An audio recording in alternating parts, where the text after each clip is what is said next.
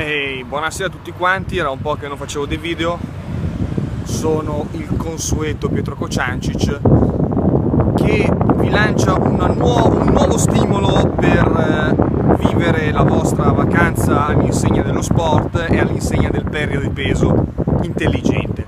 Allora, in questo momento, tanto per cambiare, sono in bicicletta, ho cambiato braccio nel frattempo, che è sempre il solito discorso pregresso, e sto andando dai nonni a mangiare perché mi hanno invitato a cena e io sono a Milano e quindi dico perché no. Ma non è la cosa più importante, cambio braccio nel frattempo.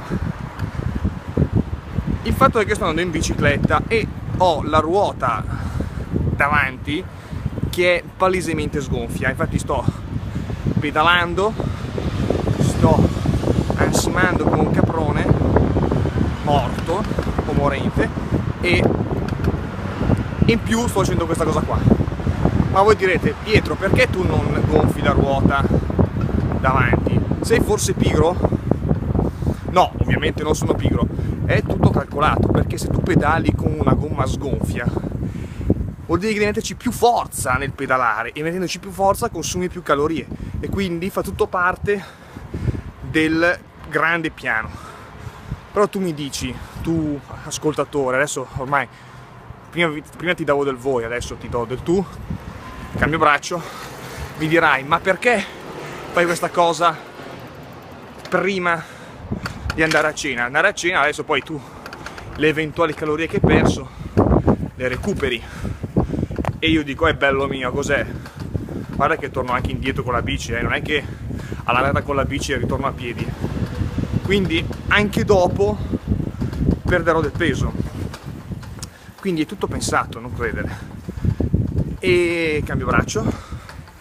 Tutto questo per dire che non bisogna mai rinunciare a trovare delle occasioni per perdere peso, per sfidare se stessi e sfruttare anche le proprie presunte pigrizie in qualcosa di utile allo spirito, ma soprattutto al corpo, perché ricordiamo, la forma fisica è la cosa più importante che ci sia su questa terra. Voi, conoscendomi, sapete che io la penso sicuramente così. Poi ci sono anche delle gare di riflessi, come potete vedere, perché anche questa è una cosa importante. Sicché la morale della favola è: state sempre allerta, perché c'è sempre qualcosa che potete fare per scolpire il vostro corpo.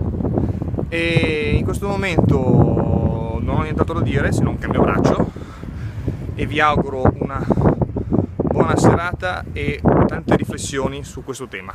Ciao!